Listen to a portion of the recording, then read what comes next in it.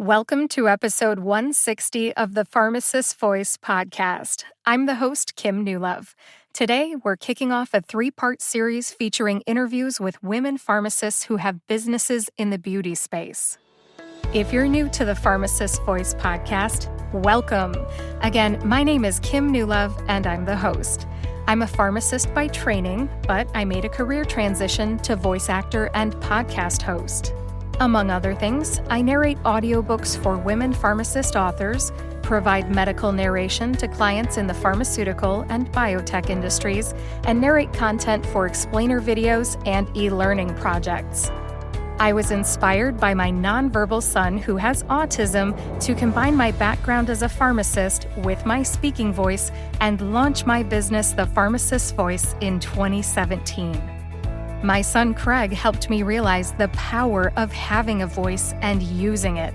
My solo podcast episodes are about some aspect of being a pharmacist, a voice actor, a pharmacist podcaster, or my career transition from pharmacist to voice actor and podcast host. My interview shows feature a variety of people who use their voices to advocate for something, educate in some way, or entertain so that you are inspired to use your voice too. This is episode 160, and you can find the show notes on my website, thepharmacistvoice.com. Just click on the podcast tab and search for episode 160. It's Friday, July 8th, 2022, and today's episode is an interview with Dr. Dimple Gandhi. Dr. Danielle Perrodin will be on the podcast next week, that's July 15th, and Dr. Leslie Hodge will be with me on July 22nd. Before I share my conversation with Dimple, gratitude first. Dr. Dimple Gandhi inspired this series, and that's why she is the first interview. Thanks, Dimple. Dimple is both a pharmacist and a makeup artist, and when we met, I noticed that she had a rare and fun second job. After all, how many pharmacists do you know who are makeup artists? This is July, and it is my birthday month. My birthday is in just a few short days. Today's the 8th, and my birthday is the 12th. So, I'm treating myself to some lighthearted, fun interviews this month, starting with Dr. Dimple Gandhi. Today, we're talking about makeup, building a non-pharmacy related side hustle, and skills that pharmacists bring to being a makeup artist. In this episode, Dimple also gives practical advice for busy pharmacists who wear makeup and pharmacists who need to wear makeup for a professional headshot. Plus, she also talks about her pharmaceutical industry job in the second half of our interview. What an episode! We're talking about makeup and a non-traditional pharmacist job today. Without further ado, please enjoy my conversation with Dr. Dimple Gandhi. Hi, Dimple. Welcome to the Pharmacist Voice podcast. How are you? I'm so happy to be here. Thank you.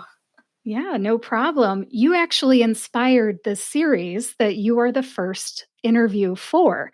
You are a woman pharmacist in the beauty space. So I'm going to start this off by asking, how are you in the beauty space? Yeah, so I'm in the beauty space as a makeup artist, and I provide, makeup services for brides, for special events, for weddings, any occasion, and I also offer teaching. And I've always been inspired by the creativity and art that is makeup, and fascinated by how it can, change someone's self-confidence and their face. And I think that part of it is very inspiring and very fun for me. And I love working with people, love making people feel good. So there's, this job is great for me. Awesome. I must say you're very down to earth. And even though I'm not wearing a stitch of makeup and you look fantastic, I feel very comfortable with you. Do you get that a lot from your clients? They feel really comfortable with you right away? Yes, yes. People tell me that all the time. And even at school, people always say, oh my gosh, like I feel like like you said, I should be smoothing my hair when I'm next to you. But I really don't want anyone to feel that way. So I'm very thankful that you say that you're comfortable, because it's really all about, natural beauty and self love. So I'm a big advocate for that. Oh, good. Good. Oh, and I love to hear how people use their voices to advocate for something, educate in some way, or entertain. And I've already heard about you advocating for beauty, and you educate in addition to Mhm. applying to the makeup. So, as somebody who educates also about applying makeup, can you tell me a little bit about how that works? Yeah, so I really believe that makeup, you don't need a 12-step, makeup regimen to be fancy and to get some of the same benefits. I believe in technique versus buying the most expensive products on the market, and I really try to share that with my clients. And after I've done quite a few weddings and events, I've had many people come back to me and say, "I loved the that you did for me. Can you teach me how to do it so I can do it on my own?" And that's a huge part of why I like teaching and educating people. So I have different types of classes where I can do one-on-one, where I teach them how to recreate a look. I've also taught people focusing on one specific aspect of beauty, just how to perfect your brows, how to, tweeze them, how to clean them, how to fill them in, all of the things. And I've also taught group classes. There was a bunch of girls in my neighborhood the other day that wanted to learn how to do their makeup for prom. So that's Oh, another yeah. way that I got some clients, and it was really nice. I enjoy the teaching aspect because I want everyone to be sort of shared in the knowledge and be able to have the confidence to do their makeup themselves and feel like they can conquer it. How do you have all the stuff to do this? I mean, do you sell products or how did you come into having all these products? Oh my gosh, many, many years of collection.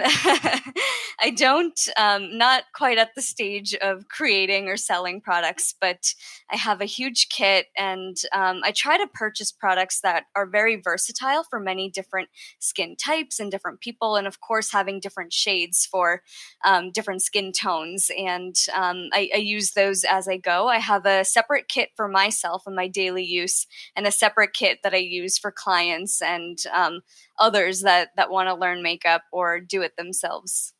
I did not learn how to apply makeup until I was 30. I am now 43 years old, almost 44. And if I had just started earlier and just fessed up to somebody like you that I didn't know how to put on makeup and I Mhm. needed some help, I would have learned a lot sooner. But as a tomboy, I'm sure you've met all kinds of women who are like me. As a tomboy, I just didn't feel the need for it. Mhm. Mhm. So I feel like prom is a great time, wedding is a great Yeah. time. And I'm kind of curious when you do makeup for these special events, do you offer yourself as an educator in addition to doing that one time makeup? Yes, I do. And it's funny that you say tomboy because I was one myself growing up. So I know the feeling. Yeah, girl. And when I do offer makeup services for brides and events, I always ask to do a trial beforehand because I want to have that experience of getting to know my clients, getting to know what makes them happy, what they're looking for, so that on the day of, we're not stressed out because it's always a stressful time on the actual day. So once we have that figured out, on the day of, I'll offer teaching if someone's interested in learning afterwards how to recreate that look, or even how to touch up simple things. So I create touch up kits for my brides. So throughout their wedding, they have that powder, that lipstick, that blush in one place, so that they can use it all throughout the day as they need. And of course, I'll be there as well. But just having things in an organized manner, I think, is super helpful for the clients. Pharmacists are organized Yes. people. I feel like you probably make this prescription, so to speak, for what their Oh, I lip totally liner, do. lip color, I'm trying to Yep. think, blush, eyeliner, all that. And see, I didn't know there were different colors of eyeliner, brown, Mhm. black, blue, and I ended up going with brown because I Mhm. felt like that complemented my skin color and my eye color, and I just I would have appreciated somebody like you so much when I was younger, but I made myself seek somebody out at the Oh, age of wow. 30, and I went with a Mary Kay rep, Mhm. and, hey, it worked out, but for my wedding Yeah. and for prom, I think I just went to the mall. I'm so proud of you for getting in touch with someone. It's never too late to start, and I think the best part is you can do what works for you, or find out what is the best for you, and it doesn't have to be what everyone else is doing online, or what social media standards set. So yeah.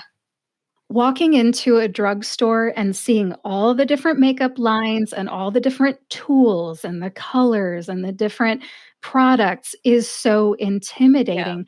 How do you tell people what their prescription for products is? I mean, do you write down the name of a product and the color? I mean, how does that work? It's absolutely overwhelming, and I feel it at times too when I go into any Sephora or drugstore, especially with all of the new advances in the market. It's literally like drugs, where there's a new medication every day and a new makeup product every day. So for people that ask for advice, I try to stick with the brands that are tried and trusted by myself and by others, and I try to educate myself by reading up on reviews of makeup products, and finding out what works for different skin tones. I think that's the biggest piece of advice I'd offer before you go find any product. Figure out if you have oily skin, dry skin, combination skin, because that'll change how you apply your makeup. And finding products that suit well with that skin tone is super important. So I usually like to start there, and then we get into color. Of you have brown eyes, what colors look good with that? Usually it's purples, and sometimes blues, and also browns. So it's finding things that fit within that color scheme to best complement your face. And then there's undertones. It's like, do you have a pink undertone or a yellow undertone, which will decide what foundation you need. So there's a lot of I guess science that can go behind picking a product. Well, I'm glad there's people like you that know what you're doing, because it can be expensive to do Yes. trial and error, which brings me to my next question. If you were a tomboy, young lady, then how did you get into applying makeup and becoming a makeup artist? Yeah, super funny. Total tomboy as a kid, loved sports and like running with the boys and all of those things. And I think as a young teenager, I was quite bullied for the way I looked because I was different. And that led me to, wishing I looked prettier and felt better. And I wanted more self confidence. And I went down this rabbit hole of Googling how to do so, and stumbled upon a YouTube video of someone doing makeup. And this was back in 2007, 2008, when the social media world had not peaked. There were no, makeup influencers. Instagram wasn't even a thing. So I fell in love with the creative process of makeup, and it sparked my interest. I kept learning, and over time, I became a really good self taught makeup artist. I was doing my makeup flawlessly. And throughout high school and college, I always had friends and family ask me if I could do their makeup for parties and events. And I decided I can turn this into a freelance business and take people on as needed. And I decided to name my business Look Your Absolute Best, because that's all I've ever wanted it to do, to make people feel and look as good as they do. And my favorite part is when I do a makeup application for a client, and they look at themselves in the mirror and are so like happy and excited by how they look. I think that's the part that gives me most joy out of this process. So when I started, I got all of the things. I got business cards. I made myself contracts. Did a lot of self learning on how to deal with people, and how to navigate getting clients, and selling myself. So it's been a great journey, and has certainly steadily progressed throughout the years. And of course, pharmacy school in the middle, I was extremely busy, but was still able to continue it throughout that time. And now that I'm working, I'm able to devote a little bit more time to makeup. Well, you said that at first people would come to you and ask you to help them, but as you've matured and the internet age has progressed, how do people find you now as a makeup artist? Yes. So I'm on Instagram under Look Your Absolute Best, and I can send you the link so that your users can find it in the show notes. And I have a lot of people. I think my biggest my biggest advantage has been word of mouth. A lot of people just come to me because they know someone who knows someone that I did their makeup for. And especially doing weddings, you meet a lot of people. Usually people in the bridal party have another wedding coming up. So things like that are really helpful for finding business as a freelance makeup artist. Yay, internet, right? Yes. The power of networking. Yes. Hey, word of mouth is still a great way to share information. And if you like this podcast episode, share it with someone, right? Now, you were talking a little bit about having an Instagram page, right? Yep. On Instagram, and now I'm guilty of this. This is going to sound like some of my listeners too. So sometimes we don't wear makeup in our pictures on Instagram, Mm-hmm. do we? Mm-hmm. Maybe for example, I'm a swimmer and I might go to a swim meet. And yes, I compete as an adult. And I certainly am not wearing makeup. Yeah. But then I have a headshot that's my profile picture and it's done up to the nines. I am looking professionally made up. Or there might be a picture of me at a wedding where I'm wearing mostly a lot of makeup, or a conference where I'm wearing at least the basics and some sort of lipstick, right? Mm-hmm. And you'll see me in these various stages of being made up. What is it? What are your thoughts on being no makeup Mm-hmm. or fully made up on Instagram? I mean, are there any do's and don'ts, best practices? I mean, what are your thoughts? Yeah, I think as people, we sort of think that we're one dimensional. Like I know a lot of people feel like they have to have a full face of makeup in every single photo because that's the persona they've kept up with. And I really want to emphasize that we're, 3D, 4D, whatever it is, we have many different faces of personality and types. And I think those that post a variety or post whatever you're comfortable with is really the way to go. And I often post pictures without makeup, and I have the same thought in my head, like I'm a makeup artist, I should be looking better or whatever. But I think it's being natural and it's being myself, and to me that's more important than keeping up with a look because I feel like I have to. And it, to your point earlier, I feel like with me specifically, I have no in between. I'm either a full face of makeup or I'm zero, and my family always makes fun of me for that. So it's just the way I've been, and I think I support anyone who tries to be themselves online, and I don't think that there's a look or a certain image that they should have to keep up with. I love this answer because I love it when people basically give my listeners permission to just do you, Yeah, just there's be no yourself. rules. There's no rules. Hey, it's important though for people to hear it from time to time, especially from a pro like you, because like I was telling you when we first started this podcast episode, I feel comfortable with you because I don't feel judged by you. No, And I think we need to give ourselves permission to not be made up 100% all the time and let that be okay. Let that be that normal in that moment. absolutely. Don't judge yourself. Don't assume other people will judge you. Yep, yep. And know that you're still just as beautiful without it as you are. So, yeah. Thanks, Dimple. Now, you mentioned that in the beginning, when you became interested in makeup, you felt like you were made fun of for looking different. Would you like to talk a little bit about that for anybody out there that your next comments is going to resonate with?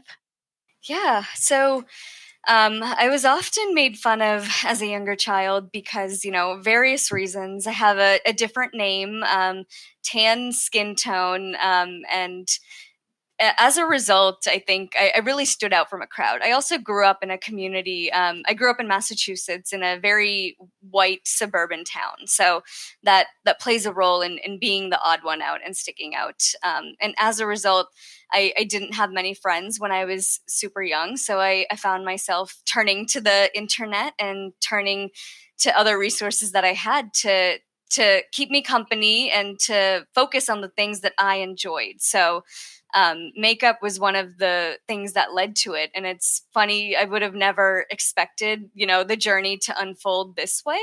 But I think it happened for a reason, like a series of events that really led me to where I am today. Now, how would you identify your racial makeup for anybody listening that can't tell what your racial makeup is based on your voice? Yes, so I'm a first generation American. My background is Indian. My parents are immigrants from India. I was born and raised in Massachusetts. I've been on the East Coast my entire life. And there's quite a few. I know so many people that are just like myself here in the United States. And I know that there are many more out there, like your listeners. So I'm always here to be a support and a lending hand when I can. Well, thank you, and thank you for sharing. What your feelings were, because there are a couple of listeners that will feel validated in their own feelings because you shared yours. Yes. Of course. Well, let's talk about more makeup artist stuff, shall we? Yes, always. One of the things that pharmacists often have to do for LinkedIn or other social media platforms is have a headshot. And having a headshot is so useful because you can use it for LinkedIn, Twitter, Facebook, Instagram, any social media platform, even the ones I'm not on, not on TikTok, for example. But, anyways, what are some best practices for makeup use when it comes to headshots? For headshots, you have to remember if you're getting this professionally done, or if you're using photography that uses flash, you want to be aware of that. So, this is a different topic that we can get into afterwards, but I'm a huge proponent of sun safety and sunscreen. But I have to say, flash photography does not love sunscreen because you'll get a white cast in your photos.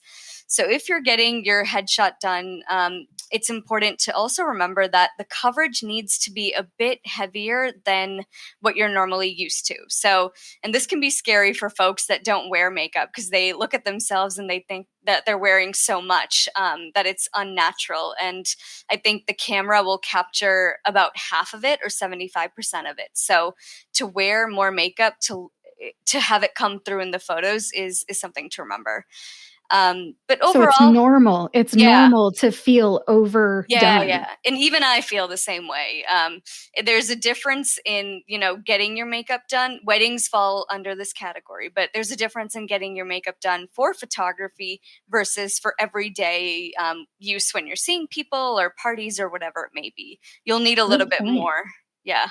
Really good point. Yeah. Yeah.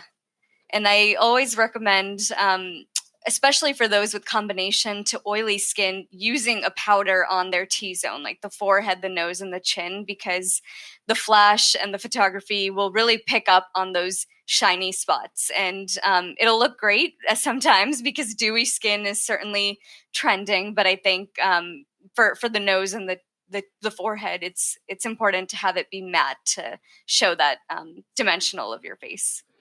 Yes, not shiny. Yeah. I Now, struggle with that often, so oh yeah, yeah. I mean, I do too. Especially when I've gotten a little warm. yeah. I glow. I Yeah. glisten. Now, men have the same problems women do, but they don't Mhm, wear makeup. So, are there mhm. any best practices for men who need headshots? Yeah, I think men should wear powder as well. I tell everyone on their T zone. And I think in general, skincare for men isn't talked about as much, but I think it's just as important. So those that do have beards, I think they're lucky in the sense that they shave and naturally exfoliate their skin, whether or not they know that they're doing that. So they're getting rid of the dead skin cells that are on their skin, which is awesome, which is why they look like they have this fresh baby face after shaving. But I think all guys should moisturize at night or in the morning, definitely wear sunscreen and cleanse their face, because cleansing is just to get rid of all of the dirt and the oils that are on your face from throughout the day or in the morning. So those are some things that I would recommend that all people do really. And for photography, I think not much is needed, but powder is always a good idea to complement their skin tone and cover those shiny areas. Now, do you ever work with men as clients? Not often, but I have in the past. I've done a groom for a wedding. I've had my dad ask me to do his face sometimes for parties. So, in that capacity, but it is quite rare. Now, do you ever go to the photography studio and kind of back up the photographer? And if he says, I see some shine, she needs some powder, do you ever go to photography sessions? I did that when I was starting out, way back many years ago when I was looking to build my portfolio and I was very young in this makeup game and didn't have many clients. So, photography and photo shoots were my best option to network, to meet people, to build those relationships. So, at that time, I did do a few sessions where I would help out, senior photo photography, or I would go to a local a photography studio and help out them. And that's when I did, they said, "Oh, we noticed shine here. The hair's in the way," things like that. So I would be able to help out and put my skills to use in that setting. I love that you caught on to photographers being a good source of networking Yes. because I cannot imagine a photographer not knowing makeup artists. Hmm. And I would think that photographers would recommend to their clients, please get professional help or make sure that you do this before you come to my studio. Yeah. I'm very lucky in that my photographer, his partner, okay, so my photographer's name is Josh. His partner's name is Christina, Hmm. and they're a couple, Hmm. not married, but a couple. I'm hoping to have them on the podcast. She is fantastic with my makeup. And like you said, she applies it kind of thick Hmm. for the headshots. And she uses a cream base, which I know didn't talk about yet. But having her there when I get shiny is incredibly helpful and positioning my hair. And I just want to throw that out there to anybody listening who has never had a professional headshot.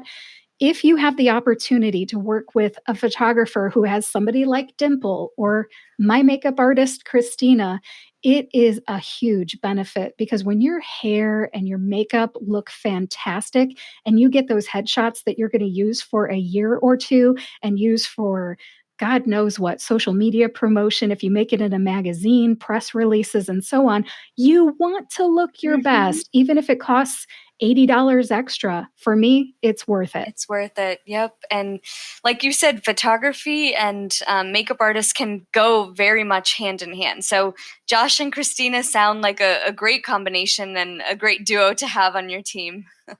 Absolutely. Yes. Every professional headshot that I've had since I started my business, I started the business in 2017, but didn't get around to a headshot until I think 2018. They've done them all. And I Oh, remember seeing on their website that professional makeup was an option. And I'm like, as we've discussed, I'm no pro. So it was an easy decision. And I think it might have been $85 extra to do the makeup, something like that. hmm. Worth every penny. If you've ever seen my headshots, they look very normal. They look better than normal. Okay. They look fantastic, They but look I great. look normal. I look normal. That's the important thing. Yes. I don't look like somebody who's makeup challenged. No. Well, thank you. I really think it's interesting to get the inside scoop on, how you got started, clients that you've had, networking opportunities. Can you tell me about some of the other ways that your clients get a hold of you? Yep. So I'm reachable by email at Gmail. That's where I deal with most of my clients. And then word of mouth, as we discussed, and Instagram. So those are the places where clients can reach me. In terms of the services that I offer, it would be, bridal makeup, makeup for special events, special occasions, quinceaneras, anything of that sort. I also offer teaching services for group or one-on-one based on technique or a certain look if someone wanted to learn that as well. Awesome. I know that men these days, especially they call them metrosexual men, men who care a little bit more about how they Hmm. look. I bet they would be interested in the eyebrow care. You Yeah. mentioned that in the beginning. Can you tell me a little bit about that? Have you ever had male clients for that? I have not specifically for eyebrows, but I think it's certainly a possibility just because they are so important to framing the face, and I don't think we realize the difference that it makes until you actually do something with it and you're like, oh my gosh, my face looks entirely different. So eyebrows and jaws really go hand in hand. So the more angular your brow is, the more angular your face is likely to look. And if you have a rounder brow, it gives the illusion of a more rounder face. So depending on which area you're looking to improve, you can sort of style your brows that way. And I know back in the day, thin brows were very much the thing, and now it's the exact opposite, where we're seeing models and people with fuller brows, and that's important. And a tip for women or men looking to fill their brows in, I like to use a pencil brush, so a very tiny pencil brush. And I like to fill my brows in with eyeshadow or a powder to make it last all day. I know there are many different products on the market, like brow pencils or dips and things like that. But I like to use just a brown eyeshadow on mine, and I fill them in based on the shape and the angle and the style that I want. I wish I could share your hand gestures with my audience, but I can't. And that's why Instagram is so Yes. powerful. It's so many pictures. Do you share the products that you recommend on your Instagram channel? I usually add them in the notes and in the hashtags, but I have to be honest, I need to get better at the Instagram game of posting more photos and sharing more products. I think that's one area of improvement for myself. I'm not the greatest at it. No, that's okay. I like that you at least sometimes mention or name drop the tools, because as somebody who's really still a novice, even after 13 years, I appreciate people mentioning what they use so that next time I'm someplace where I can access that, I can at least walk up and look at it and say, "Oh, I didn't know that there was an eyelash comb. Who knew that was a thing?" You know? Right. Yeah, I'll post photos of my work, and then underneath I'll sort of list the products that I've used in case someone is interested. Yeah. And for your in-person clients, you are still in Massachusetts, correct? Yep. Yep. So how far around your geographic area do you travel? Like 30 minutes or an hour? What's your Yes. scope? So I would say I classify myself as the greater Boston area. So I grew up about 45 minutes north of the city. So I'll travel anywhere within the north region up to a reasonable amount, and then also to Boston. So that is also included. And I am open to taking clients that are a bit further away. And I have a space in my contract for the mileage and the rates once it reaches a certain point. Oh, that's smart. A true businesswoman. Now, I understand that you're also a pharmacist. And before we get into that, I just wanted to ask, how much of your time do you spend as a makeup artist, and how much time do you spend as a pharmacist? I would say in terms of percentages, I spend about 60 to 70% of my time as a pharmacist in my day-to-day job. And then the remaining percent, 30 to 40 as a makeup artist, learning about new tips and techniques, preparing for my clients, having meetings with people regarding makeup. But it really depends on the week. So I can go many weeks without having a makeup business opportunity. So I'm focused on my work. And then those weeks where I do have a trial, a wedding, or a teaching session, I'll spend a bit more time on makeup. So it's a balancing act depending on what the needs of the week are, really. Well, it sounds like you have some time to do the makeup Yes. artist gig, but then, of course, most of the Yeah. time needs to be devoted to your pharmacy identity. Yeah. Now, do you advertise at all? You know, given that you only have a little bit of time to study and work with Hmm. clients, do you advertise? Or you said word of mouth earlier, Hmm. but I'd love to hear what you put out into the world about your business.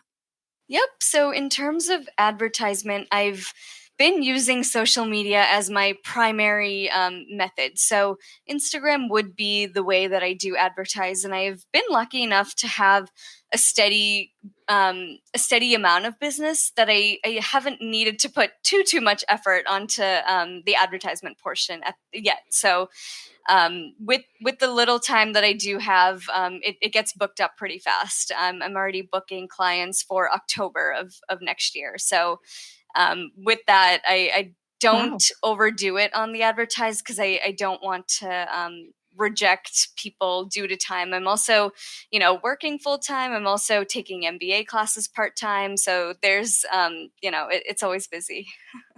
Yes, I can tell. I was just thinking about my own kids who go to a high school and how one flyer could just fill up your whole entire month of May.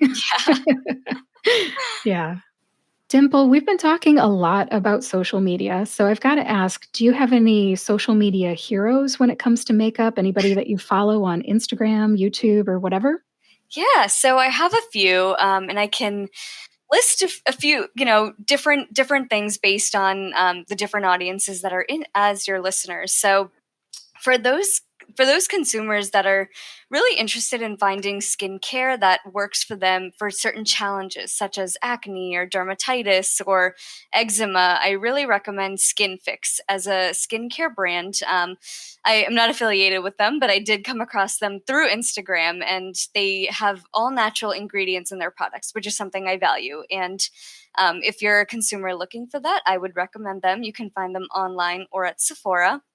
For someone who is interested in knowing more about the business of a makeup artist and how to build your kit, how to build your expertise and get clients and things like that, I would recommend Makeup by Jen on YouTube. And I would also recommend Angie D. Batista on YouTube. So both of them are great. They offer great tips on the business aspect of being a makeup artist. And then lastly, I'll say if you're a consumer that's really interested in the ingredients that you put in, and if you're curious about how to what ingredients are in your makeup or your skincare, I would recommend getting two apps. So there's an app called Detox Me, and there's an app called Think Dirty. And both of these apps allow you to scan QR codes of your products, so that and then they tell you what ingredients are in it and whether or not it's safe as determined by the database. So pretty interesting, but I think those might be helpful to your listeners. Yeah, absolutely. There's so many people nowadays that are into functional medicine. Yeah. And I think functional medicine principles follow the whole detoxifying Yeah. mantra. And why not think about your makeup too? That's a Yeah. great point. Yeah. Yeah. I bet there's all kinds of things that you know about makeup just from being a pharmacist. Would you agree with that? I do. I think, makeup and pharmacy have a lot of parallels if you look for them. So, things like expiration dates, I'm very picky about those for makeup. Mascara and liquid liner should be thrown out every 3 months to reduce risk of bacteria and eye infections and things like that. So, as a pharmacist, we're trained on, medications and the expiration dates. So, I'm always thinking about that for makeup as well. And similarly with allergens and side effects. So it's a bit harder because we don't receive that education on cosmetic and skincare ingredients. So it's a lot of self research, but that pharmacist brain of mine is always thinking. So I'm always looking at what ingredients are in the products. And it's important to note. So, as pharmacists, we're very much aware of the FDA process for drug review and approval within the United States, and it's important to note that that safety and efficacy and review process is not there for things like vitamins, supplements, makeup, cosmetics, and skincare. So it's important to be educated and a bit of a smart consumer and have some type of understanding about the products that you're taking in. And if you really think about it, the skin is the largest organ in the body. So whatever you're putting onto your skin, there is always that potential of it being absorbed within your bloodstream in some capacity. What is one ingredient that people who are sensitive to products need to look out for most often? I mean, there's probably something out there that that people say, hey, I just want to make sure there's none of this in there before you put it on me? Yeah. So this one ingredient I recently learned about, and I was very surprised by this fact. So I'll share it. I think might surprise some listeners as well.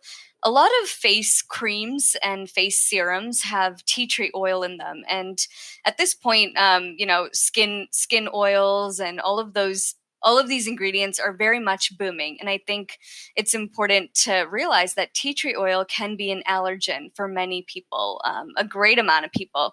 And there are many cases of people using this as their serum and not knowing what they were allergic to and sort of accounting it on weather or other factors, which may also be true. But just be aware that tea tree oil does have that potential. And it's in a lot of things like shampoos, conditioners, face creams, moisturizers, all of the things. So, yeah. Oh, good point. And I understand there's something out there called xenoestrogens. Have you ever heard of those being in cosmetics as well?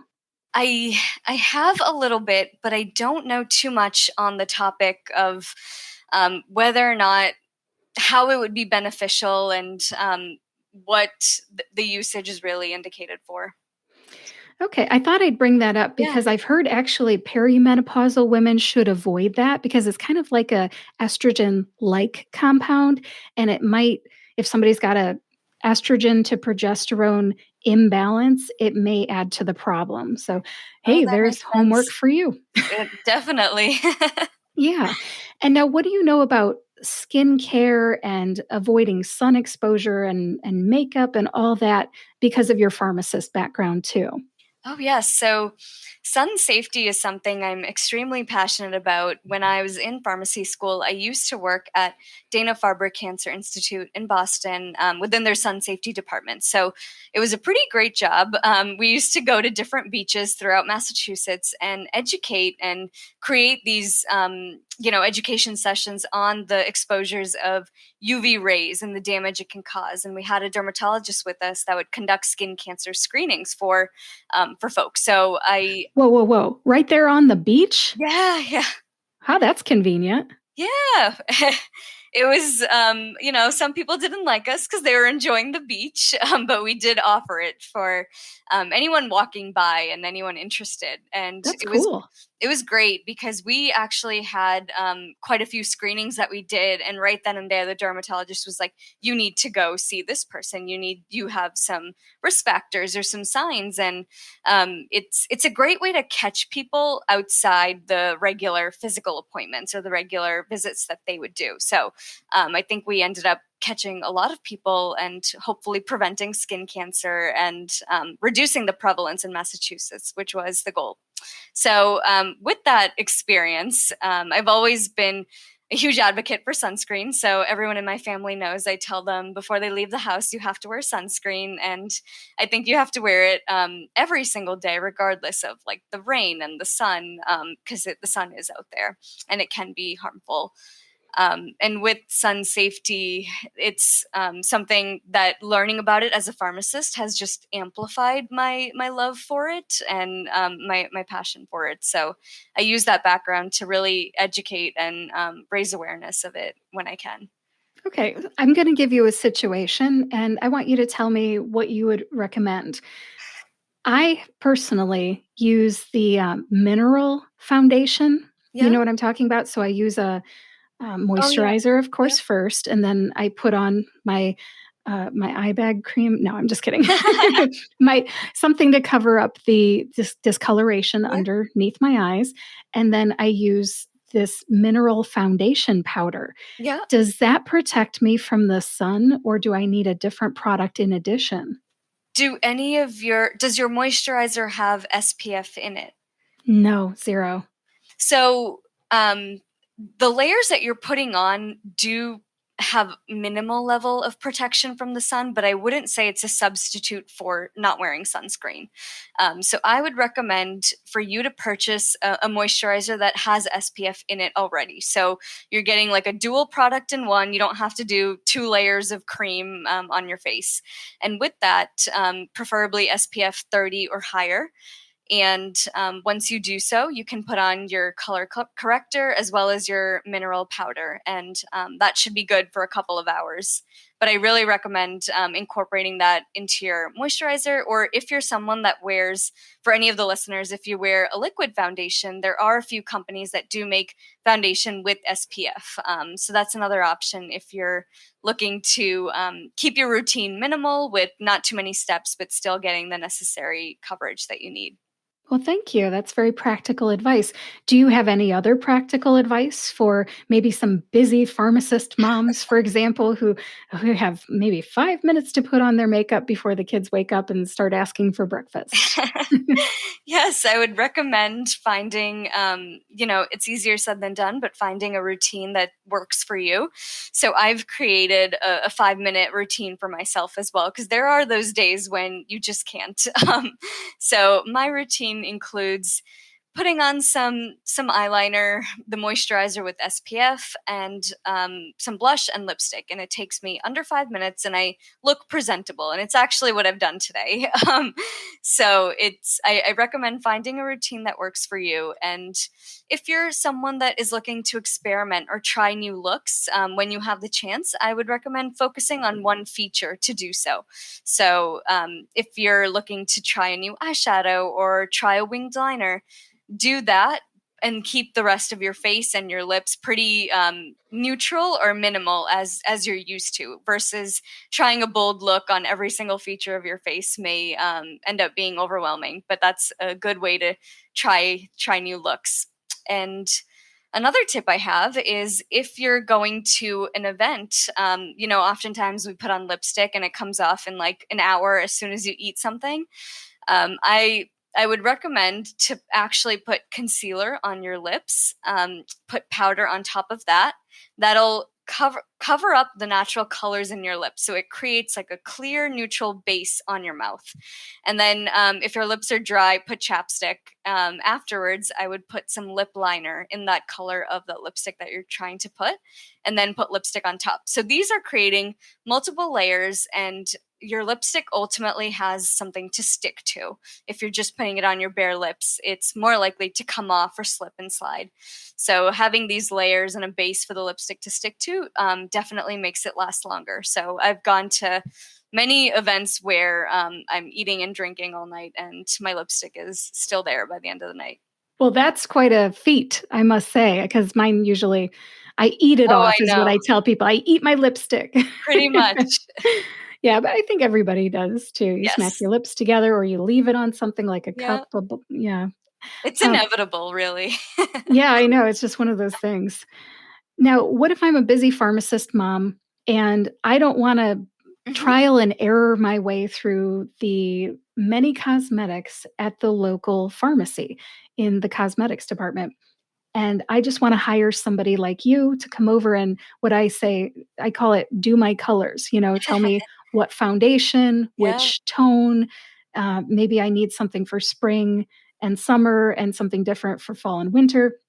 I just want to have you come over and tell me what I need, write that prescription for what I need. How much would that cost for you to find what works for me and write it all down for me? Yeah, that's a great question. I think that is a super helpful service to offer to people because, like you said, we don't have the time. Many people don't have the time to be hunting and trying. They just want to know what would work and what to get. So, for something like that, I think it would depend on the hours of consultation that we do. So, the time we spend together determining your look, what you're interested in, and whether or not that includes a purchase from my end to you, if you would just want me to get those items for you and sort of hand that in, because that would include the cost of buying those items. But if we're just talking about determining what to get and writing these this prescription for makeup on a piece of paper, I think it would be about $100 or so, something within that range, because these products that you'll be using for the next few seasons, and it'll save you so much time to not have to test out every brand and every color and every company at the drugstore. That is a huge service, I feel Yeah. like. And this is almost exactly what I did. I had a Mary Kay rep, and I think we Hmm. all know what Mary Kay is. It's a cosmetic company here in the United States. And this woman came over and she just figured it out for Hmm. me. She wrote down everything in what order I needed to do it, and she sold me what I needed. And it was just very helpful. And I put this out there because there are so many people who are not good like me at picking all this stuff out. And for $100, somebody who's experienced like Dimple can come to you Yeah. and tell you exactly what you need, spend time with you, teaching you how to apply it, show you the tools you need. I think that that is the right price. I would pay that again in a heartbeat. I'm so glad to hear it. And I think even getting your foundation color matched, how do you Mhm. know? And like you said, the order, how do you know what order of products to get and where to get them? Things like that. So all of that would be included. It's super helpful. Yes. Well, I think it's worth the money, and thank you for being out there for people to hire. I think the people of Massachusetts are lucky to have you. Thank you. You're welcome. Are there any other comments that you'd like to make about your role as a makeup artist before we switch to your pharmacy background? I think we've covered a lot today. This has been great. Nothing I can think of at this time. All right, fantastic. Well, thanks for sharing all that. Let's talk about how you use your voice as a pharmacist. Tell me about your role that you serve right now. Yes, so I work within a pharmaceutical company in Boston, and specifically, I'm in oncology within lung cancer at this time. So I love my job. I'm in medical communications, and to summarize, what the broader team is involved in is we're really looking to generate, develop, and disseminate the complex scientific information on our drugs and the diseases that they treat.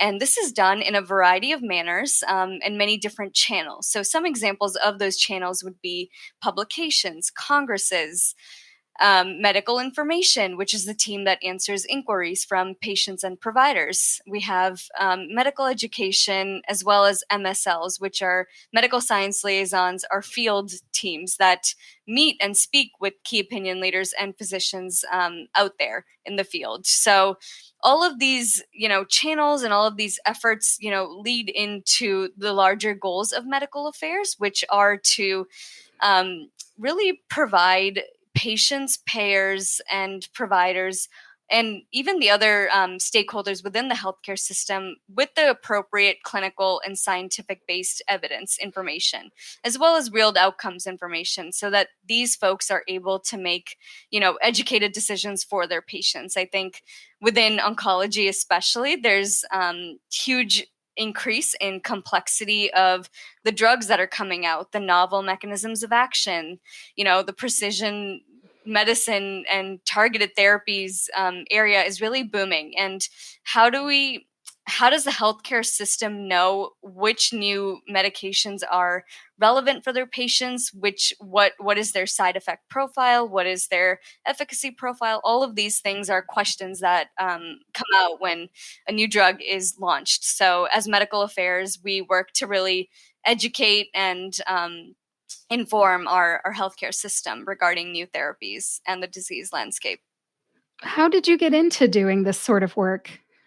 Yeah, so starting pharmacy school, I always tell the story of when I started pharmacy school, I didn't know what I wanted to do. And I thought I was just going to make it through 6 years of a PharmD program and go back to makeup. And that was my plan.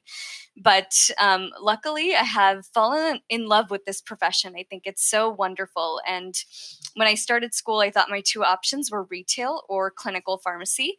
And while I've experienced both of those, and I think they're wonderful career paths, I knew it wasn't for me right away. And it was quite scary being a young student and not knowing what I would do with my degree. And I struggled with that for a long time. And afterwards, I went during school, I used to volunteer at Dana-Farber Cancer Institute, where I was exposed to oncology and fell in love with, the complexity and how innovative and impactful it can be. So I picked that as a therapeutic area to focus on. And through trial and error of a bunch of jobs and many conversations with people, I stumbled upon the pharmaceutical industry, which I really fell in love with. And um, being in this role today, I'm so passionate about it, and I would really recommend my job to anyone. So I try to educate younger pharmacy students that this career path exists. I'm also an adjunct faculty at MCPHS University in Boston within the pharmacy department. So whenever I do get the opportunity to speak to students, I always showcase what industry can be and create that awareness that this is a possible job. And even with your podcast, I think this is such a wonderful platform to be on, because you have interviewed a variety, so many different guests that are doing so many different things, and they're all wonderful, amazing people, but we're all bonded by the profession of pharmacy, which is beautiful, and we're all doing very different things. So there's a million Mm-hmm. things you can do as a pharmacist, and I just want to get that word out there. Yeah, and if somebody wanted to follow in your shoes and get the same exact kind of role that you have, how would you recommend they go about doing that? Oh, that's a great question. So, within the pharmaceutical industry, there are so many different departments, and I found that pharmacists can play a huge role in any aspect of it, from drug development research to the medical to the commercial portion. So, the first step is really identifying which area within the industry you have some interest in, and it might be many areas or it might be one specific. And in order to identify that, I would recommend looking at research online, meeting people, connecting with people on LinkedIn, and listening to various podcasts as well. So there's a lot of information out there on the industry. And once you've sort of targeted what you're looking for, find out how your strengths and your interests can best help you in that position. Why do you think you'd be good at it? And once you've sort of gotten to that point, I would recommend doing a job search. And for me, I had begun my job search by thinking about things like therapeutic area, location, and department. And to find a company that checked all three of those major boxes for me is what I ended up landing with. But that's another example of a way you can narrow your search as well. So there are many different ways to go about it. Some schools offer fellowship programs for students to get their foot in the door, which I think is an excellent opportunity. There's also many different entry-level positions. If you're having trouble getting into the industry, joining a contract research organization or a medical writing organization is another example of a way where you'd be working with the industry as well and building those connections. That was an excellent, excellent answer. Wow. And what I heard, if I had to explain it to somebody else, would be just get started, because Yes. there are so many different departments, like you said, that you really need to find out how you can best serve the company. It's not like you target a certain Yeah. role. I mean, you can hope that it's going to work out for you, like you had Mhm. experience with oncology and it worked out for you. But the biggest part of the big picture here is that you have to be an asset to the company. They don't have to serve you. So, Mhm. yeah, just go in with an open mind, just get in there and move up from there. Yep, yep. And I think there is room for everyone, and especially if you're listening and a pharmacist, there's great value that we can bring to the industry because of our strong scientific and clinical background. So, really, just get started. You can do it. Awesome. Well, I'm happy for you that you have a job you love. You opened up talking about your job by saying, I love my job. And how many pharmacists right now don't love their jobs? More than one. Dimple, what's the work life balance like having a pharma job and being a makeup artist on the side? Oh, it's challenging at times, but I've gotten to a point where I can make it manageable for myself. So it involves, analyzing my week, figuring out what the priorities are, and then scheduling things around it. And I'm also a huge planner. So I book, my makeup, my clients well in advance. So when I know that's coming up, I'll be able to adjust to other parts of my life around that. And then within my free time, I do try to spend time with friends and family when I can, because this can be, both jobs can be extremely time consuming, and I don't want it to get to that point. So I try to prioritize my friends and family as well. Good for you. Yeah, you gotta be a real person too. Yeah. You gotta have things outside of work, things that fuel you, things that Yeah. you can look forward to. Now, as far as you having these 2 jobs, how far into the future do you see yourself doing both? Because Mhm. there's always the option to do one full time and the other Mhm. not at all. So what do you see your future looking like? Yeah, that's a great question. And I think about this all the time. And I think I'm still in the process of exploring it. I don't know how long I'll be able to sustain, both positions as life just continues to get busier and crazier. The goal is to continue both of my passions in some capacity. So maybe I will stumble upon a path where I can combine both of these. Maybe one day I'll get to the point where I'll make enough with my makeup that I, can only focus on that. Or maybe one day I'll focus only on my pharmaceutical industry job. So I think the, possibilities are very much open for me at this time. But ideally I'd love to find a way that I can, mesh these into one and have it be like, the dream job. There are seasons to life too, and it's nice to have options. Yeah. And I could just see you someday married with a couple little girls, and you're doing the makeup for their little ballerina shows, and maybe their Yeah, whole class needs makeup, and that you could fill that role. that would And totally be me. yes, I could totally see you doing that, and you would have fun too, I'm Yes. sure. Oh, and your girls would I know you don't have kids yet, but I'm sure your girls would be so proud of mom too. They'd say, Oh, "My mommy did this to me," oh my gosh. Yeah, if I had a daughter I have 2 boys, but if I had a daughter, I don't think it would be as good as what you can do, but that's okay. Too funny. We all have our skills, but Yes. anyways, it's something to look forward to, figuring it out, and I love that you have an open mind and Mhm. you're open for these seasons of your life to happen, and you will take action as you see appropriate. Yep, yep, exactly. Awesome. Well, I think we've covered just about everything I wanted to cover. I would like to turn this over to you and ask, is there anything else that you'd like to share? No, Kim, I think I want to thank you for this wonderful opportunity. It's been so nice to, speak with you and have this conversation. And if you or your listeners or anyone ever needs help with makeup or has a question about the pharmaceutical industry or anything that I can help with, please don't hesitate to reach out. Awesome. That is very generous, and thank you. It has been a pleasure getting to know you better, and I love that we're connected, Mhm. and we're going to keep the good times rolling, and I will see you on the internet. Sounds great. All right. Take care. Bye. Bye. Thank you again to Dr. Dimple Gandhi for inspiring my Women Pharmacists in the Beauty Space series. I certainly learned a lot, and here are some of my big takeaways from our conversation.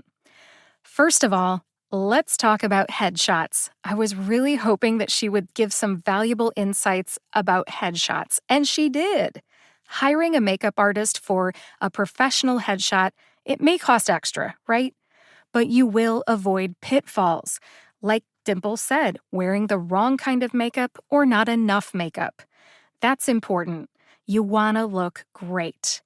Plus, makeup artists can help you recreate that look later on if you liked it, or provide a touch up kit so you can look great all day long. Take it from me, I've got experience with professional headshots. Working with pros is worth the money. I trust and very much appreciate my makeup artist, Christina. If you're listening, thank you. I plan to work with Christina again and again in the future. She does a fantastic job. Let's move on to my second point.